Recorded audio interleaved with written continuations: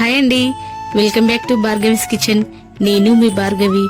ఈ రోజు మన రెసిపీ దేవీ నవరాత్రుల ప్రత్యేకం 8వ రోజు క్షీరాన్నం. ఈ పరమాన్నాన్ని మనం ఇంట్లో చాలా ఈజీగా చేసుకోవచ్చండి. గుడిలో పరమాన్నం చేస్తారు కదా అండి, అలాంటి టేస్ట్ రావాలంటే నేను చేసిన ఈ ప్రాసెస్ లో చేసుకోండి. నేను ఈ పరమాన్నాన్ని చాలా సింపుల్ గా చేశానండి. వీడియోని ఎక్కడా స్కిప్ చేయకుండా చూడండి.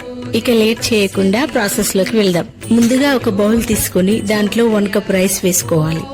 తరువాత దీంట్లో నీళ్లు వేసి 2 సార్లు చక్కగా కడుక్కోవాలి. తరువాత దీంట్లో కుక్ చేయడానికి సరిపడా నీళ్లు వేసి రైస్ ని కుక్ చేసుకోవాలి.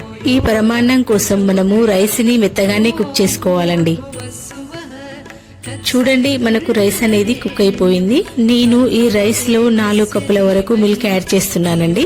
నేను ఇక్కడ 1 కప్పు రైస్ మాత్రమే తీసుకున్నాను. అలాగే నేను ఇక్కడ 2 కప్స్ షుగర్ యాడ్ చేస్తున్నానండి. ఒకసారి అంతా కలుపుకున్న తర్వాత దీంట్లో 1/2 టేబుల్ స్పూన్ ఇలాచీ పౌడర్ యాడ్ చేయాలండి. ఈ ఇలాచీ పౌడర్ యాడ్ చేశాక దీన్ని ఒక 10 నిమిషాల పాటు చక్కగా కుక్ చేసుకోవాలండి.